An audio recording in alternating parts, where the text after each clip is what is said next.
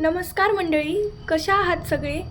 आज आपल्या किचनमध्ये बनणार आहे महाराष्ट्राची पारंपरिक आणि अतिशय पौष्टिक रेसिपी, ती म्हणजे खमंग आणि मऊसूद धपाटे.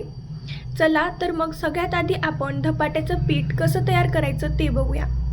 इथे मी काय केलेलं आहे, पालक एकदम बारीक चिरून घेतलेला आहे. पालक चिरून घेतल्यानंतर 4-5 हिरव्या मिरच्या मिक्सरमधून काढल्या आहेत.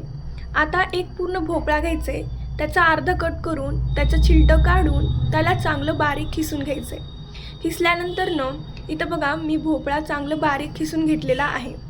आता काय करायचं आहे, पालकला चांगलं 2 ते 3 वेळा स्वच्छ धुवून घ्यायचं आहे. त्याचबरोबर जो आपला खिसलेला भोपळा होता ना, त्यामध्ये पण पाणी टाकून स्वच्छ धुवून घ्यायचं आहे. चला तर मग सगळ्यात आधी आपण धपाट्याचं पीठ कसं बनवायचं ते बघूया. इथे मी एका मोठ्या परातीत घेतलं आहे 3 प्लेट गव्हाचं पीठ. यामध्येच आपल्याला टाकायचं आहे 1 प्लेट ज्वारीचं पीठ आणि सोबतीला 1 प्लेट बेसन म्हणजेच हरभरा डाळीचं पीठ.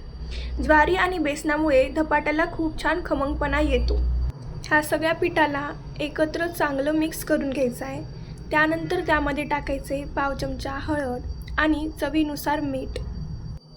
त्यामध्ये टाकायचं आहे नंतर पांढरी तीळ आणि ओवा टाकायचा आहे. याच्याने चव दुप्पट वाढते. आता परत ह्यामध्ये टाकायचे झणझणीत चव येण्यासाठी हिरवी मिरचीची पेस्ट आणि सोबतीला 1 मोठा चमचा आले लसणाची पेस्ट. आता यात जाणार आहे आपली पहिली जादू, ती म्हणजेच स्वच्छ धुवून अगदी बारीक चिरून घेतलेली फ्रेश पालक. आणि दुसरी गोष्ट म्हणजे खिसलेला भोपळा. भोपळा खिसून टाकल्यामुळे धपाटे चवीला तर छान लागतातच, पण ते अगदी मऊ आणि लुसलुशीत होतात, अजिबात कडक होत नाहीत. आता हे सगळं साहित्य आपल्याला या पिठामध्ये हाताने आधी चांगलं मिक्स करून घ्यायचं आहे. भोपळ्याला स्वतःचं पाणी सुटतं, म्हणून गरजेनुसार थोडं थोडं करून पाणी टाकायचं आहे. एकदमच पाणी टाकल्यामुळे पीठ खूप पातळ होते. आता बघा मी इथे चांगलं एक पीठ मळून घेतलेलं आहे. आता तसंच त्याला 5 ते 10 मिनिट या पिठाला झाकून ठेवायचं आहे. 5 ते 10 मिनिट झाल्यानंतर झाकण काढा आणि थोडंसं तेल घ्या आणि परत तेल लावून चांगलं पिठाला मळून घ्यायचं आहे, ज्याने धपाटे मऊ आणि लुसलुशीत होतात. आता पीठ चांगलं सेट होऊजेपर्यंत आपण या धपाट्यांसोबत खाण्यासाठी एक मस्त चमचमीत खोबऱ्याची चटणी बनवून घेऊया. तर मी इथं खोबरं पाण्यात भिजवून ठेवले होते आणि मिरचीचे देठ काढून घेतले आहेत. आता मिक्सरच्या भांड्यामध्ये खोबऱ्याला बारीक कट करून टाकायचं आहे. त्याचबरोबर झणझणीत चव येण्यासाठी इथे मी 7-8 हिरव्या मिरच्या टाकल्या आहेत. चवीनुसार मीठ टाकून घ्यायचं आहे. मीठ टाकल्यानंतर कोथिंबीर अगदी बारीक चिरून घ्यायची आहे.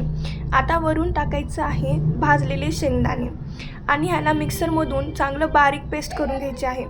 बारीक पेस्ट झाली आहे. आता यामध्ये जवळपास 2 चमचे इतकं दही टाकून घ्या. ह्याला चांगलं मिक्स करून घ्या चमच्याने आणि परत एकदा चांगलं मिक्सर करून घ्यायचं आहे. मिक्सर केल्यानंतर थोडंसं यामध्ये पाणी टाका आणि परत मिक्सर करून घ्या. बघा आपली इथे चटणी तयार झाली आहे.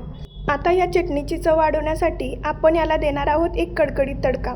गॅसवर एक वाटी ठेवली आहे आणि तेल गरम करायला ठेवलं आहे. तेल गरम झालं की त्यामध्ये टाकलं आहे जिरे, मोहरी आणि भरपूर कढीपत्त्याची पाने. आता हा गरमागरम तडका आपल्या खोबऱ्याच्या चटणीवर ओतायचा. आपली तडकेवान चटणी तयार आहे. आता धपाटा थापण्यासाठी मी इथे कॉटनचा रुमाल ओला करून पोळपाटावर पसरून घेतला आहे. हाताला थोडं पाणी लावून पिठाचा एक गोळा घ्यायचा आणि या ओल्या रुमालावर बोटांच्या मदतीने छान गोल गरगरीत धपाटा थापून घ्यायचा. थापताना मध्ये एक छिद्र पाडायचं, जेणेकरून तेल सोडताना धपाटा सगळीकडून छान भाजला जाईल. गॅसवर मी तवा आधीच गरम करायला ठेवला होता. तव्याला थोडं तेल लावायचं आणि रुमाल अलगद उचलून धपाटा तव्यावर टाकायचा. वरून रुमाल हळूच काढायचा. गॅस मध्यम ठेवून धपाट्याच्या कडेने आणि मधल्या छिद्रांमध्ये थोडं थोडं तेल सोडायचं. एक बाजू छान भाजली की धपाटा पलटून घ्यायचा आणि दुसऱ्या बाजूनेही छान सोनेरी ठिपके येईपर्यंत खमंग भाजून घ्यायचा. आपला धपाटा तयार आहे. आता याला एका प्लेटमध्ये काढा आणि खोबऱ्याच्या चटणीसोबत खायचं.